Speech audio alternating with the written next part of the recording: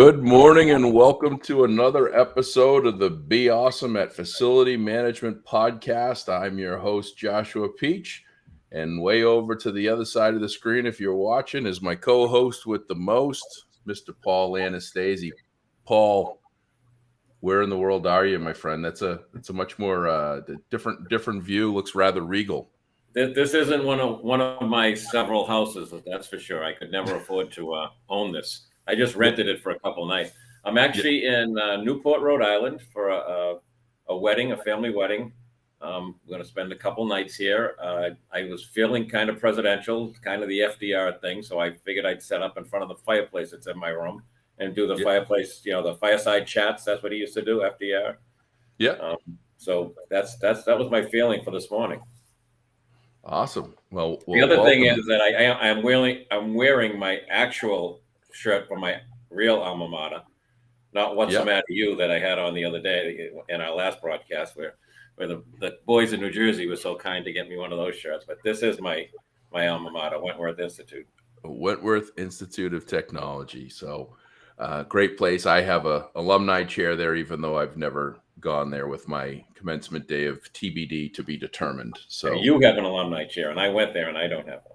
Yeah, that's kind of the way life works sometimes. So, well, I'm excited today because I've talked about this guy. I said to him last night when I talked to him, I said, I talk about you behind your back all the time, and I can't wait to get you on the podcast to talk about you to all the world with you present. And it's none other than longtime friend and past client, Mr. Dave Hoedebeck from Round Rock ISD. Mr. Hoedebeck, welcome, my friend. It's good to be here. Well, we were just talking for a couple minutes before we started. Tell us a little bit about Round Rock, what it looks like as far as size-wise, what you do there, and number of students and all that fun stuff. Well, I'm the director of maintenance. I've been here in Round Rock for approximately, it'll be 8 years at the end of September, so almost 8 years. The school district is about 110,000 square miles. We've got about 7.6 million square foot of buildings. Approximately 46 to 47,000 students. School starts next week, so we'll know for sure how many we have once that first bell rings, or last bell rings. 56 facilities, 5 high schools, several middle schools, 35 elementary schools. So it's a pretty big district, lot to manage. We have about 120 employees in the maintenance department. Yeah. And how long have you been there? Almost 8 years. End of September will be 8 years. Wow. And you were in Eanes for a while before that. I was at Eanes, which is West Austin, for 17 years before that. So I've been doing maintenance for about 25 years in the K-12 setting.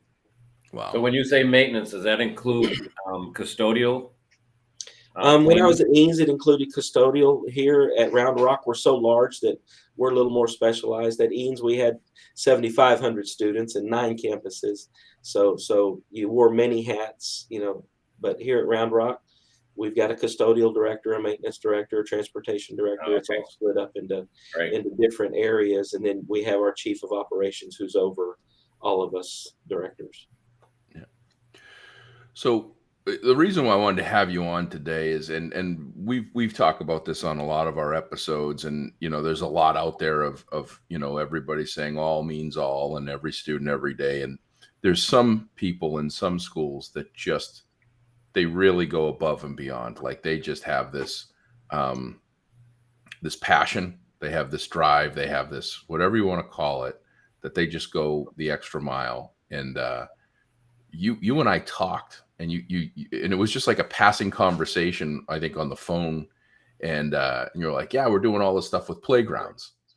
And I was like, yeah, I drive by playgrounds all the time. You've seen one, you've seen them all. And you're like, no, we're doing some really cool stuff with the playgrounds here. You're going to have to check it out next time you're in the area. And so for whatever reason, and I think it was October, November of 2019, we had a conference, I think it was in Dallas, and I chose to fly into Austin. And it's not, if you live in Massachusetts, Austin to Dallas, it's not close. But if you live in if you live in Texas, it's like going to get the milk, right? It's like it's a couple-hour drive, right? I can't remember because Andy Townsend was driving, and I just closed my eyes. I think he's got a lot of my driving techniques, Paul. Great.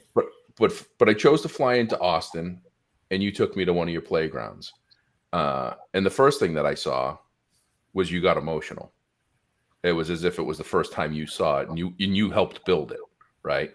And then the next thing that I saw were kids playing on this playground, that some of them probably can't play on most playgrounds, which I thought was just amazing. So tell us a little bit about the Round Rock project and the playgrounds and the difference that they make, and the difference that your playgrounds are to most.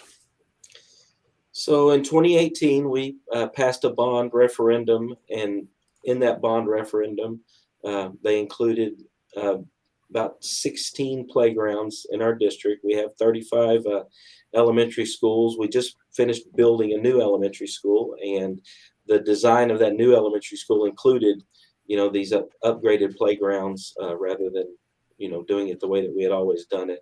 If you deal with playgrounds just on a regular basis, you know that there's all different types of equipment, all different types of fall material. You have to meet certain international standards for your playgrounds to make them safe and accessible.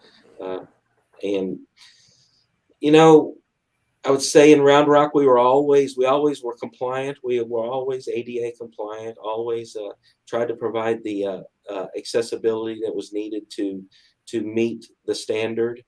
But our board and our community decided to put these playgrounds in that bond referendum, and what it allowed us to do was create several playgrounds, that were completely accessible, not just accessible to the playground, but completely accessible for the students, and completely compliant.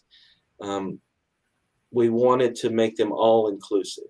And Round Rock is one of those districts that is very cognizant and focused on our differently abled, I think is the correct terminology. And they wanted to make sure that we were being equitable across the district. And so we built these playgrounds. We took out all of the pea gravel, all of the mulch in the particular playgrounds that we did, and created turf areas that were 100% accessible, so that before, a student could just kind of roll up to the equipment and be close to their friends, not necessarily be on the equipment.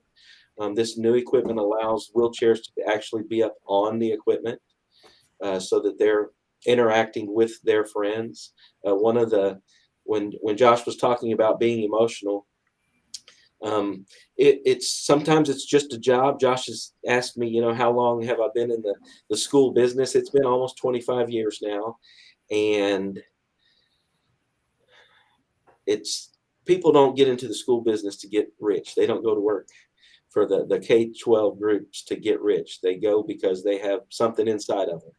Whether you're a teacher or whether you're an operations person, you're there to make a difference. And if you are there for another reason, whether it's benefits or more time off during the summer, other things, it doesn't take long to either catch the bug and become that person who's passionate and have a reason to be here, or you lose the bug and you go find somewhere to make money and get rich. But those people that have stuck around are here because that's what they want to do, and they want to make a difference. Well, it was just a job. We were just doing some playgrounds. I was passionate about the playgrounds because I had done some similar to this at Eanes when I worked there, and it absolutely made a difference, not just for the accessibility portion of it, but because it made it a lot less maintenance intensive to maintain these playgrounds. And so I had an ulterior motive, but when we got them built and they invited us out on the first day of school to watch the kids go play on them, and I saw kids in wheelchairs and kids that were differently abled up laughing with their friends, it really it really reminded me of why we were doing what we were doing. It's to me, they're amazing. We've been on several different local news reports when we first got them built, and to just listen to the kids talk about it. I love to talk and I love to hear my own voice, but when I get to listen to the teachers and the kids and how much of a difference that it's made, sometimes you don't know a student's situation. You don't know what their situation is at home or away from school, and sometimes the only place they have to go is to school to get away from whatever their situation is for a short period of time during the day, and to be able to see them put everything behind them and just having fun for that hour or two that they get to play on the playground and put everything else behind them. It remind me of why I'm passionate about being in the K-12 business and supporting the students the way that we do. That's amazing. I guess this might be the point where I tell my story, Josh, and I'm not sure if you even know this. Back in '95, I started school facilities in '93, and I was in an old 1920s building, one of the original high schools in town, and they had, redone the classrooms upstairs, and right above me was the preschool level. And the lead preschool teacher came down, and she had a handicapped student that had fallen at home through the storm door, the glass on the storm door, the front door, and died. And she wanted to build an accessible playground. And back then it was the first wave of playgrounds, the ones that you're replacing now, the ones that the kids could roll up to but not actually get on. But she went first to the superintendent and said, what do I need to do? She said, well, first thing you need to do is you got to go see the mean guy that lives in the basement of your building, because nothing happens unless facilities is involved. And so she said, okay. And then she went to the business manager, and she said, what do I need to do? And the business manager said, you need to do two things. You need to raise the money yourself, because we don't have it in the district. And you're going to need to go see the mean guy that lives in your basement, because nothing happens without facilities. And so she went out, figured she'd get the money part first, and she fundraised with the family of the young student that had passed away. The Greek community, it was a very close knit community up in that area, and they got together and did all kinds. They raised the money. She came down to meet the mean guy, and she comes to my office with a set of prints, and she tells me what she wants to do, and she's replacing an old playground that had the skunk with the big spring under it. Remember those things? And when the kid would go forward, the spring would bend, and the next kid would put his foot in it, and the kid would go back and break the second kid's foot. So she was going to eliminate all of those things, the pea stone, and things like that. And she actually got donations from Verizon, who came on site, and they dug the holes for the posts for the playground, the same auger that they used to put the poles in the street for electricity. She got all volunteer help, all parents to do it. She got donations from the lumber companies to do the trim. Back then they used fiber as a base, because the rubber surface that we know of now, the turf surfaces weren't available. And so we built this, at the time, state-of-the-art 1995 accessible playground. Like you said, it's amazing to see those kids out there doing what they couldn't do before. And the part that I've left out, the preschool teacher is now my wife. Wow. So how about that? That was 1995. Yeah. Why do you do this stuff to me, man? Because I like to see you do that. Yeah. No, you. So I didn't know that story. I think I know. I think I know a lot of stories about you, and then you throw this one on me. It's a zinger. So it's emotional to see those kids, right, Dave? I mean, it absolutely is. I fought back a little bit of emotion there while I was telling my deal. When we did this, I'm confident. We still have 18 more playgrounds that we can do in a future bond referendum. But after we've done what we've done, I don't think playgrounds is going to ever even be talked about in the bond referendum as to whether they should be on there or not. They've seen what matters to the campus. They've seen what matters to the students, and our community, I have no doubt, will support being able to do the rest of what we've done. It's amazing. You know, you're talking about 1995. It's amazing, you know, the changes that we've been through when it comes to building technologies for our students. And back then it was an offshoot. You had to go and do it yourself. Now Yeah. I'm in the process on the building committee where I am in my town of building new elementary schools, and we've got 3 playgrounds in one elementary school. Yes. So it's all part of the package now, where before it was an offset, and people didn't realize how important that play is for kids. It's not just chairs and books. Yeah. Well, I think that, you know, I got a little emotional there because I was thinking about our trip last week and the playground that we saw in New York that was dedicated. The money was raised, and I think it was like $250,000. We're going to talk about, you know, how much playgrounds cost, because I think a lot of people aren't going to be able to wrap their heads around it. Right.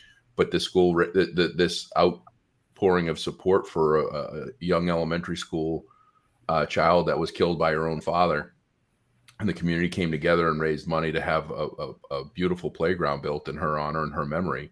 And so, you know, a lot of playgrounds in the country are self-funded, which is something I didn't know, which is interesting. We actually have in Massachusetts, now that I'm thinking about it, and I'm going to draw a blank on the name because it's on the fly here, but the young woman that was killed at Fenway Park by the rubber bullet. Yeah.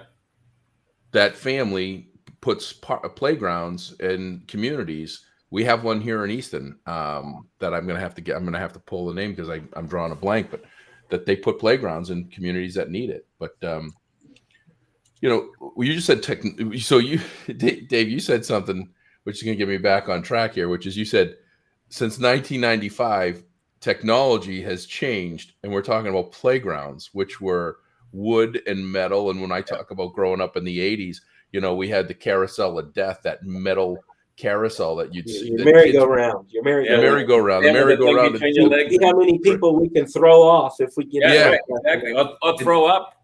And people, and where they're still around, you know, people are doing things like putting moped wheels and running the motor on its side so they can see how fast it can get to throw you off. If you got to wear a helmet to get on a kid's carousel ride, you probably don't want to get on the kid's carousel ride, right? So, but you made a key technology. Like, there is a ton that goes into building just a playground.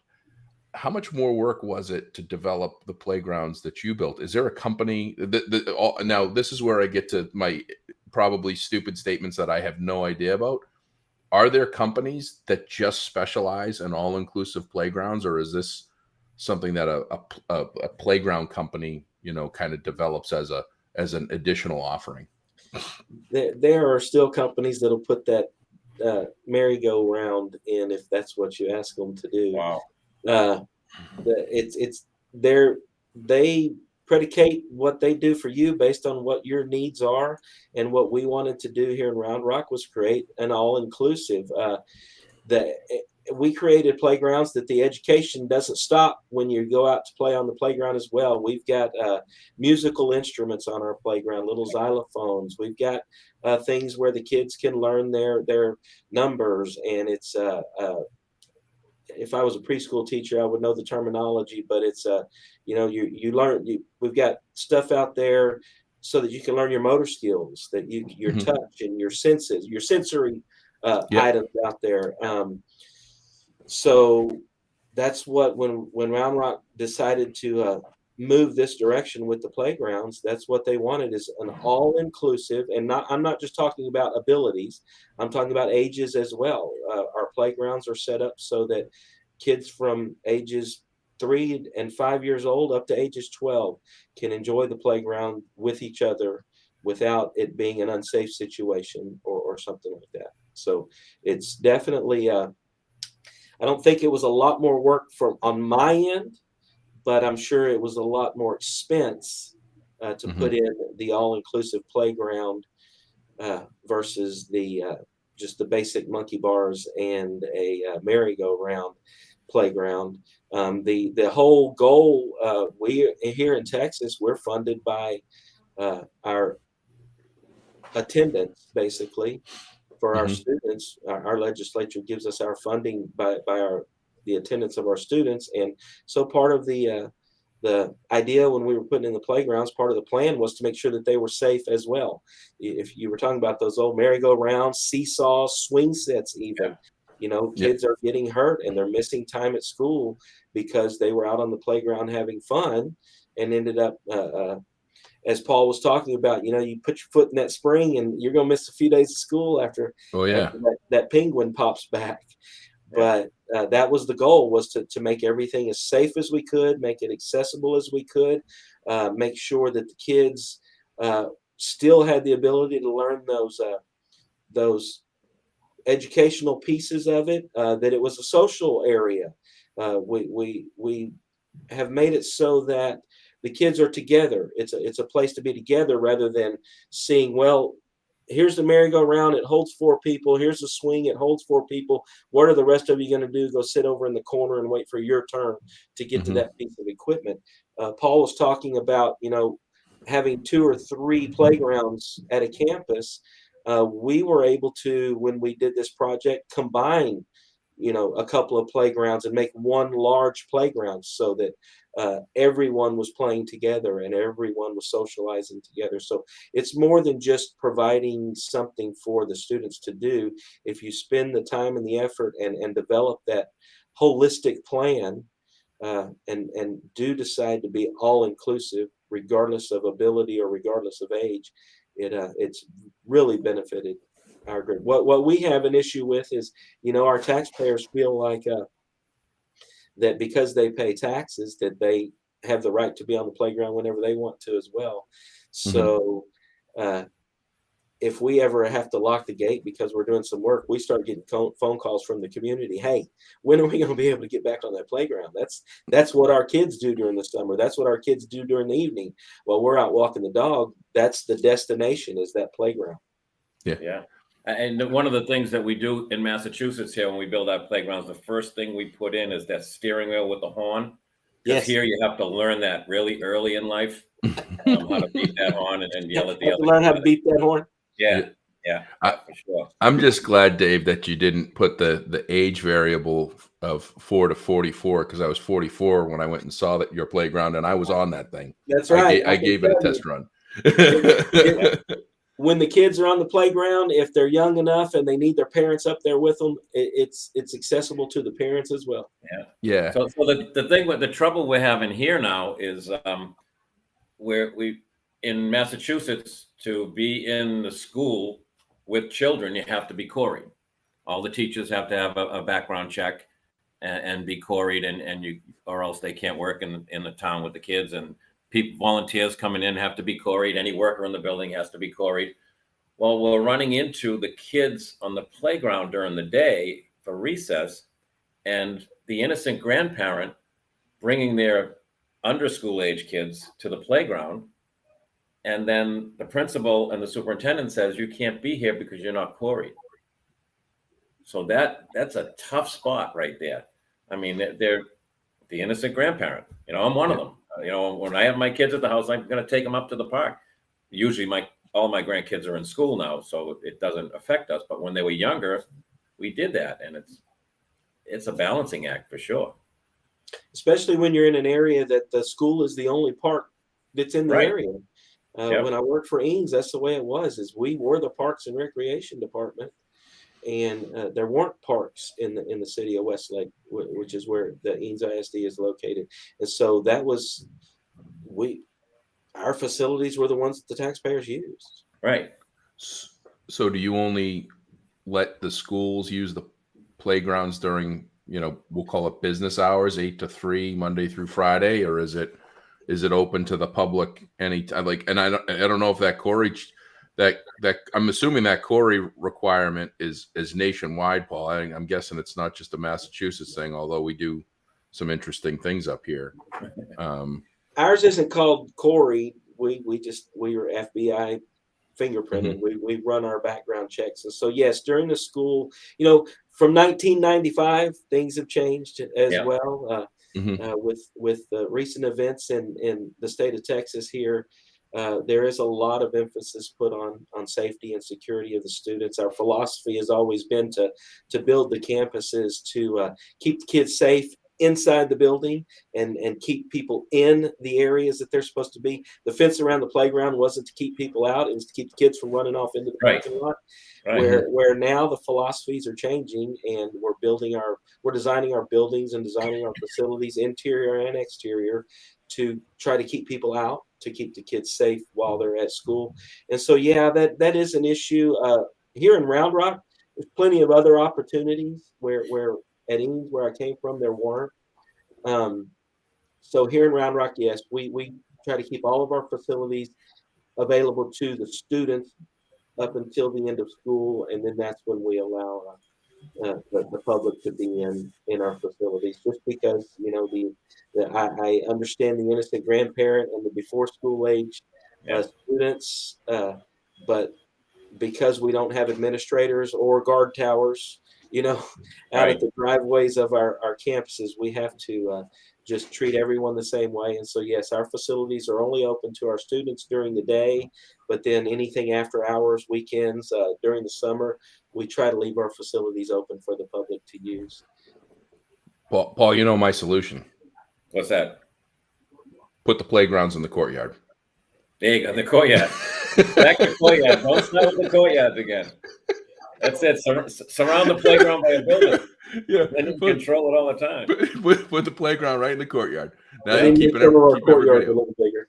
Yeah, but Dave, I don't know how many episodes or any episodes you've listened to, but I went on a tirade a couple of months ago about the misuse of, or the non-use of courtyards in beautiful schools, and how we should be doing more. And ever since then, our guests have showcased and wanted to talk about their impressive courtyards, and we've seen some amazing ones. So my answer is always put it in the courtyard.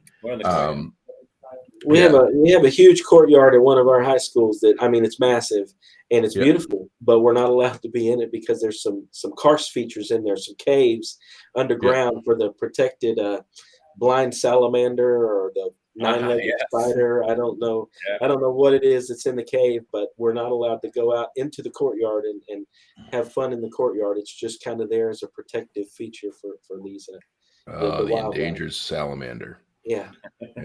We've got the spotted salamander here in Easton, and I got to remember the lady slipper flowers. You can't touch them anywhere. There's lady slippers or the spotted salamander. The elusive. Yeah, I've never actually seen one, so I don't even know if they. Yeah, we don't even know if they're right one because they're almost extinct. That's why you've never seen one. Yeah. We have the piping pluffers, I think, in Hampton Beach. Piping plover.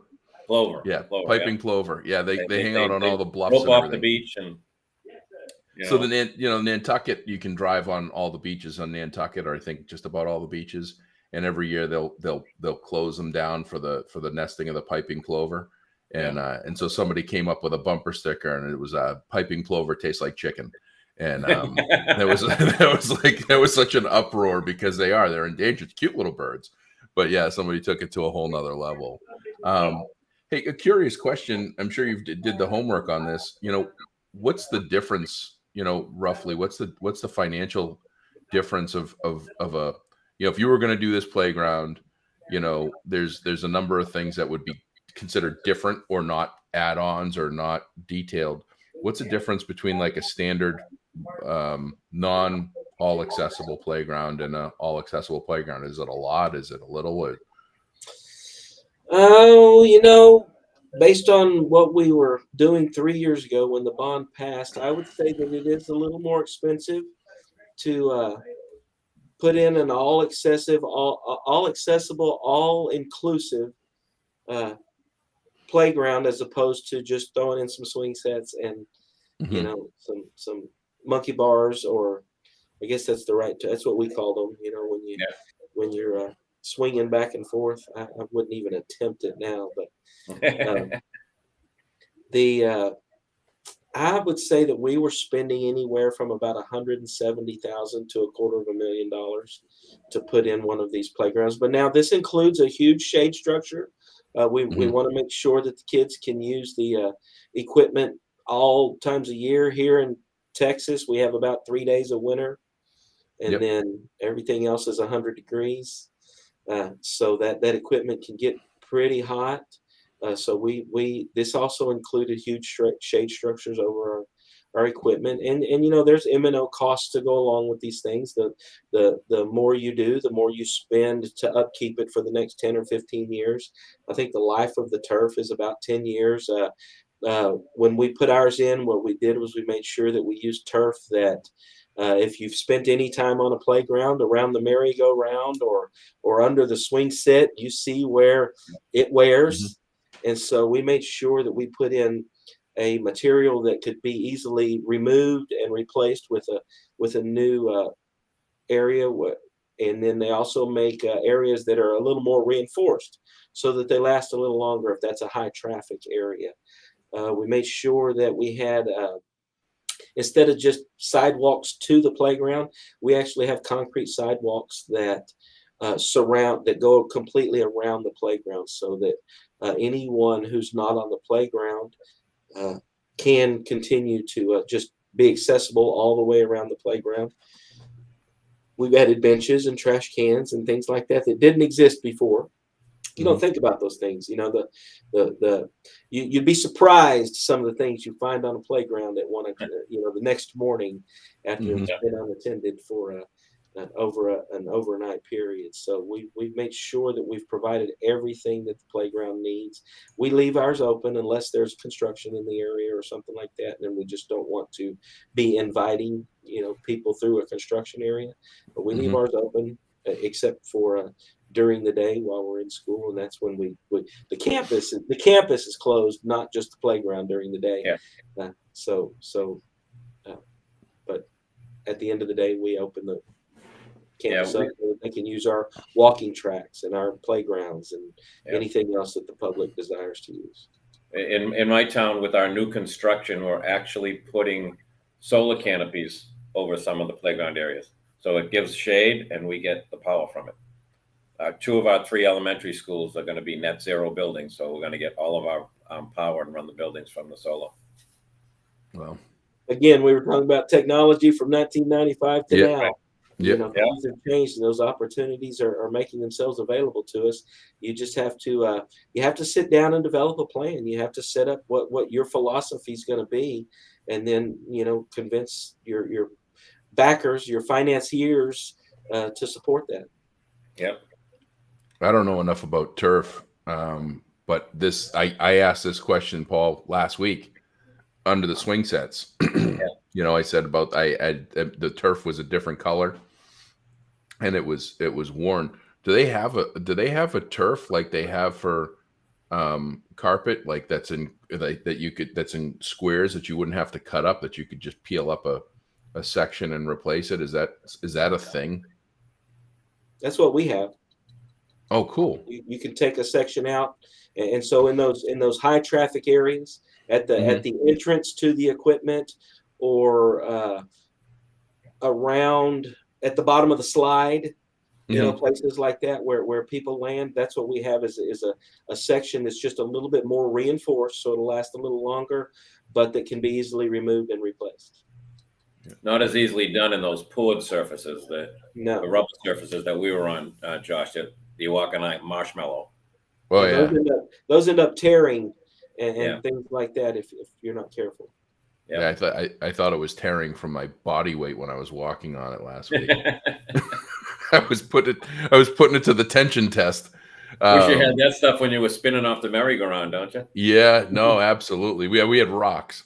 Like Yeah. as we're talking through this, I'm just sitting here going, I can remember like getting so excited going to McDonald's for the Hamburglar playground that they used to have that was Yeah. all metal, 100% metal. Yep. How I have any teeth left is beyond me. Yeah. And it Um, was and hot in the the summer and cold in the winter.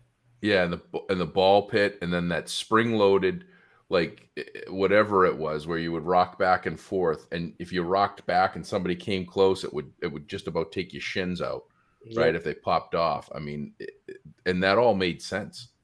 And one of the things, the reason why I say it is, I go to playgrounds sometimes with my kids, and and I've seen it. I've seen parents, and I think I've probably done it too, going, why is that there? Like, why do we have to have all this stuff? Why does it have to be so busy? Why do we have to have this microphone thing? Why do we have this thing we speak into, and it travels through a tube and goes 30 feet away for somebody to listen to?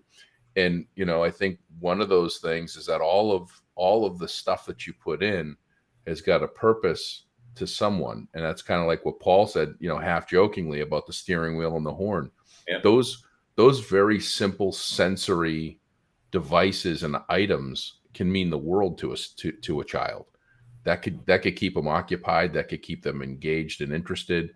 And it might not be something that interests you, but there's a child out there that would make that difference. And so that thought process, which leads me to my question. I mean, you should write a playground book. Like, if you have like, no, I mean, like Paul, am I right? I mean, this isn't something that everybody talks about, but it's, as we're going through this is a big deal. Like, what this podcast is showing the level of thought that needs to go into building and maintaining facilities for our kids in our communities. And this was something that, until I talked to Dave a couple of years ago about it, I thought a playground was a playground. And I never put the thought about, having, trumpets or wheels and horns or tic-tac-toe board or any of this other stuff, or widened ramps, or that there was almost like a swing. You had like this big thing that a whole bunch of kids could get onto that swings back and forth. We call it our boat. Yeah, the boat. Instead of the merry-go-round, they get on and they rock back and forth, and it's interactive. You're talking about the tic-tac-toe boards. We actually we try not to have any dead space on the playgrounds when we're conceptualizing them. We have panels on our playgrounds we have like cat, dog, red, yellow, but it's also in Spanish and it's also in French. So when the kids are learning red in English and they can read red, they're also learning what red is in Spanish and what red is in French. And so everything is interactive, everything is educational. You ask people what their favorite period. I can look at Josh and tell you that his favorite period in school when he was in elementary school was either recess or lunch. Bingo. But they're out there learning during recess. They don't even realize it. When you're sitting in that structured environment and it's not someplace that you want to be, you're not learning the way that you should. Where when you're out there doing it on your own and you're out there having fun doing it and you're reading or playing with the tic-tac-toe or doing something that's math related out there on the playground, you don't even realize that you're learning. And I think it sticks. I think you retain better when you're enjoying it, Right. And one of the things that I learned from my wife, who, she has a degree in special ed, is that motion pulls their senses all back in. We know that inside the building in the special ed rooms, how many of those swings have we had to put up? The chain hung tire that the kids sit in and they spin around, or they go back. Well, same thing on the playground. That motion, some of those kids need that, and it pulls them back in, and it they feel like they're losing it when they're on a stable surface for so long. And I'm not doing it justice the way I explain it. If my wife was here, she'd do much better. But that's what I learned, that those motions all mean something to different kids. In the 70s, when I was in school, late 60s, early 70s, when I was in elementary school, none of us had ADHD. No. We were all just very active students. That's right. And that playground absolutely is a necessity for the children to be able to get that energy out and be able to go and into the structured environment to be able to learn. Yeah, I had a custodian that told me his father found a cure for ADHD, he says, because when he was growing up, he used to get hit in the back of the head and told, just focus. He said, so yeah, at first I almost went for it. Said, like, was he a doctor or a neurologist or something? But then he rolled into the next statement. I said, okay, I get it. We all complain about I'm getting off track here, Josh. Sorry, but That's all right. we all complain about this next generation and the problems that with society today and the way things are going in the wrong direction. And I think every generation complains about that. But I figured it out. What the issues with this younger generation is really our fault, because we try to reverse it and say, we all stayed outside and played until the street lights came on, Yep. and we knew to go home. We all drank out of a water hose. We all played in the dirt, and none of us had peanut allergies when we were kids. All of those things are brand new, but we created those. I was the guy that chased the mosquito man down the road on my bicycle as he drove by, spraying for mosquitoes. That's what happened. Is we drank out of water hoses, chased the mosquito man, ate dirt, and it really messed up the DNA of the next generation when we started having. I say I used to have long curly locks when I started, long hair. Yeah, it's our fault that there's been a change. Yeah. Well, I think that and we are going off topic, but that's okay. But this is my opinion on that, because I had 3 conversations yesterday about the incoming generation of workers, or our younger workforce, and the loyalty and the how easy it is to call in sick and do all this stuff and stereotyping. And I think, first of all, one society, we take society and we make everything the rule and not the exception. I think there's a lot more people today that are willing to work and do good work and make a difference and be dedicated and loyal. But it's the ones that we hear about, the stuff we see on the news, and then social media, of course, which is the devil. But I'm appreciative of it because we're live on it right now. But I think it's our responsibility to deliver the same message that we got, not necessarily the smack in the head, but to deliver the same messages of responsibility and care and loyalty and all the things that makes this country great. We just have to communicate it a little bit differently. And I think in doing that, in one of those ways is what you're doing with the playgrounds and what we're seeing in some of these schools. When I was in Pewaukee a couple weeks ago, their pre-K program, it should be a national. They should be a national case study. Their pre-K program, every 3 weeks, the child moves from one classroom to another, and there's 6 different classrooms, and they're not classrooms. One is decorated like a farm, and so they learn where food comes from, and they learn how to grow things. And then the next room is construction, so they learn how to build stuff. And then the next one is the planets and all this. And these are kids that are 4 years old, but when they're done, they have 6 really unique experiences of learning. That like what you just said, hey, they're learning and they don't even know it. Like when we look at our kids, like how smart my 4-year-old is. My 15-year-old was smarter than me by the time he was probably 10. My 4-year-old, he'll tell you he's smarter than me now, but I guarantee you he'll surpass my intelligence by the time he's probably 6, because they're just learning things without really having to try, because the amount of content that they consume every day is nothing short of extraordinary. But if you see kids and you go, oh my God, I can't believe they're, all they do is they're on their phone. Well, maybe take it away. Maybe take them to a playground. Maybe do something. Don't just allow that to happen. And what I loved, and I know it was 2019, what I loved was when I went to that playground, it wasn't in service day. The school was closed. There were a lot of people on that playground, and nobody was taking pictures and putting stuff on their phone or doing anything. Even the parents were enjoying that moment that the kids were having, where they were smiling and enjoying themselves, which I thought was really cool. So I joked about the book, but not really. So he's going to get you to write a book. No, I mean a playbook. I think. So here's my question. You've been down this path. You started to go down at Eanes. You've kind of had some.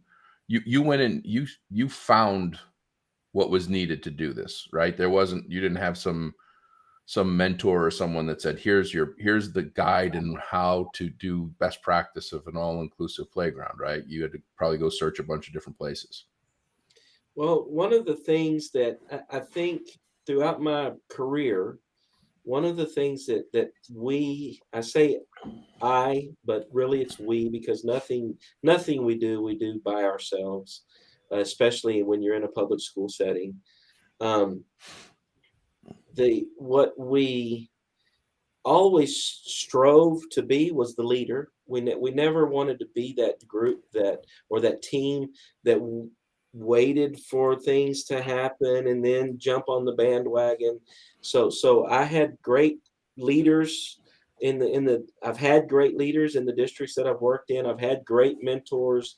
I think in my 25-year career, I've had 17 or 18 executive directors or chiefs above me before I made the director level. Uh, but they've always been very supportive of us being leaders in our industry. And so when we put in the turf playgrounds at Eanes, we were one of the very first in the area to have done that. And so we led the way. And when I was trying to sell the idea or present the idea to the Round Rock community, that's what I did was I took them to Eanes to let them see what was going on. Just like you came to the playground to see what was going on, I took them to see what was going on, and it didn't take a lot of convincing once they saw what the new playground, what the benefits of the new playground were. But for me, again, it was selfish. It was less maintenance, but that's just a drop compared to when you're looking at it for the benefits of the kids and for the benefits of the community. But it's always been about leading the way and not necessarily following. People who sit back and do nothing never, this is my Texas accent coming out, never do nothing. So you have to want to be better. You have to want to not accept that good enough is good enough. And, we had accessible playgrounds. We had ADA compliant playgrounds. We had our pour in place routes to be able to get to the equipment. But we had a very supportive board, and we have very supportive leaders in our district. And once they saw the difference between just having a good enough playground or a compliant playground versus having one that is 100% accessible, all inclusive, all ages, all abilities, it didn't take any effort at all to convince them that this was the right thing to do. We actually, when we went out for our bond in 2018, there was a $918 million ask for the needs in the district. We ended up passing a $508 million bond, but we had to squeeze and squeeze and squeeze to get that $918 million down to $508 million. And I was one of the few that when I had to make my presentation to the board was actually not squeezing, but asking for more money so that we could get accomplished what it was that what the vision was. Right. And I made my 10-minute presentation to the board that I can do nothing in 10 minutes, especially if I'm talking. So it ended up being probably a 30-minute presentation to the board when they told me to make it 10 minutes. But at the end of the conversation, there was no discussion, no questions asked. They said, you know what? He needs an extra $3.6 million to get this done. Give it to him. We'll move money from somewhere else so that we can get these playgrounds done. So it's not something that you do on your own. There is some research that needs to go into it, but if you've got a supportive team around you, it's not hard to do what's right. And this was just a right decision. And even though it cost a little more money, it was a right decision, and the benefits and the rewards far outweigh the expense. Right. And I think one of the most important things here is to share that success, like you're doing now. You're on with us to let people know, to invite people to come and see it. That we learn best from our peers, and to know that there's a success story out there. And for us, Josh, when we went and visited, at Eric's building in New Jersey, I mean, he was so proud of his building, and I can hear it in your voice, David, and about the whole process. But for us, we need to share it and put it out there for people to see. And a lot of people are visual learners. They need to, like you said, bring them to the playground so they can see it. And they need to see it. And it's like, oh, I could talk to them all day long sometimes, but when they come out and see it, it's a big difference. When they hear those kids on the playground, it all changes. Yeah, no, it is huge. Well, one of the things that I've experienced in my career is exactly what you're talking about, which is school districts, specifically public school districts, are always getting squeezed. I mean, the worst saying that I've ever had to listen to since the beginning of my career in 1996 is "do more with less." I think that's an insulting comment. I think it's ridiculous. And I heard anybody it that 3 times yesterday. yeah, see, Yes. see, it just it doesn't make any sense. For it's insulting is what it is. And so for me, I sit here and say, you know, how do you can't squeeze blood from a rock. I get it. You know, there's no endless pile of money. But there's that somehow we always find it, right? You know, something, you know, a big ticket item breaks. You know, you get an HVAC piece of HVAC equipment that breaks. Dave, you and I saw each other in Dallas over the summer at an event, the 3 hottest days of the year. You know, the heat index was like 114. Your HVAC unit breaks, it's 50 grand. It's getting fixed, right? So we can find it if there's a reason, and we don't want the reason to be something's broken. In your case, it was to prevent something from breaking, right? It was to make things better and telling the story and selling the story. And that's why I say, you know, I'd love to see you do a playbook of some sort. I'd love for you to do something that showcases and shows, hey, this is possible. You know, Round Rock is special, but I'm no different from you. Here's the story and why. And every community has a population of kids that can't go on a playground. Like there isn't, I can't, you know, if you can show me a community where there aren't kids that would have accessibility issues on a standard playground, I'd be hard pressed to believe it. And so telling the story and sharing the story, I think, is huge. And you've been on the news, and you've been on this station, and we've quickly become in the top 10% of podcasts. But I'd love to see you put something out there that says, hey, this is what we did. Here's the process in which we did it, and here's how you can do it too. You know, when they're telling you that we don't have any money and everybody's looking for cuts, here's how you ask for more, right? I just think that'd be kind of cool. It's all about being able to present the needs and make sure that they understand the difference between good enough or compliant versus going that extra mile and making it a place that they want to be. You know, that's for us in Round Rock, and for me when I'm talking to my staff, that's the way that we approach things. Is we try to make sure that this is where, if they're going to spend 8 to 10 to 12, you know, all the kids as they get older, they have more and more extracurriculars. They spend more time at school than they do at home, and that's our job, is to make sure that this is a place that they want to be. I can tell you, Paul and I were having a little discussion before we started the podcast about, you know, the size of what Round Rock is. And we had 52,000 students before COVID hit. We're down to about 46, 47,000 now. And that's because parents through COVID figured out that there was different or better. I hate to say better, because to me, Round Rock is the best possible place that a student could be. But there are different, more convenient, better places for their kids to be instead of Round Rock. And that's my whole goal in the maintenance department. I don't have direct contact with the kids, but everything we do influences the educational environment.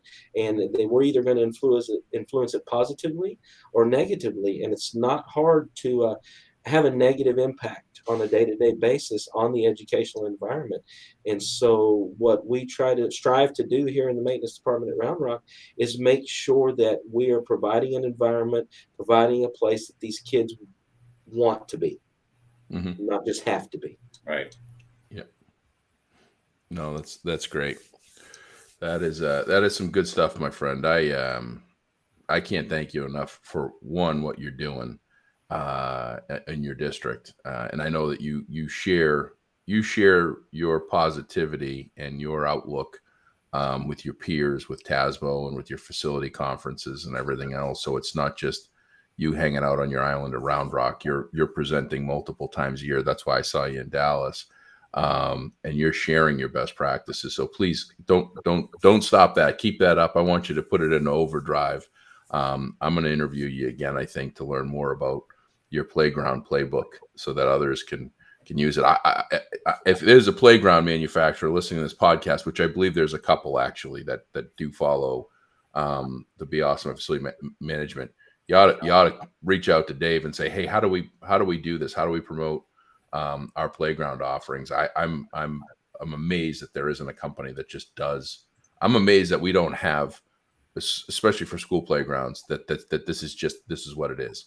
Like, school playgrounds are designed for everybody. We don't have just ADA compliancy or any of this other stuff, but it's all inclusive and all inviting and all accessible. Good stuff. Mr. Paul in the presidential suite. I think I cut you off. No, I'm good. I was just saying that, sing it from the rooftops. Let people know what we do here in our association in the MFAA. We tour different members' buildings, and it's amazing how you see a member who sits back at the meetings a lot and is quiet, but you go to their building and they've got a new state-of-the-art building, or they built a new playground, and all of a sudden, the chest puffs out and they sit up straight, and they really can't wait to talk to us about their building. And I think that's how we all learn in our industry. I think we need to do that. 25 years ago, when I first started, my very first maintenance and operations conference down here was actually in Round Rock. I wasn't working in Round Rock, but we came to Round Rock, and the great Greg Lucabaugh, Josh, who the great Greg Lucabaugh is. Well, the great Greg Lucabaugh stood up, and I hadn't been working in the school business for maybe 2 or 3 months when this happened. And he said, if we don't tell people what we do, no one will.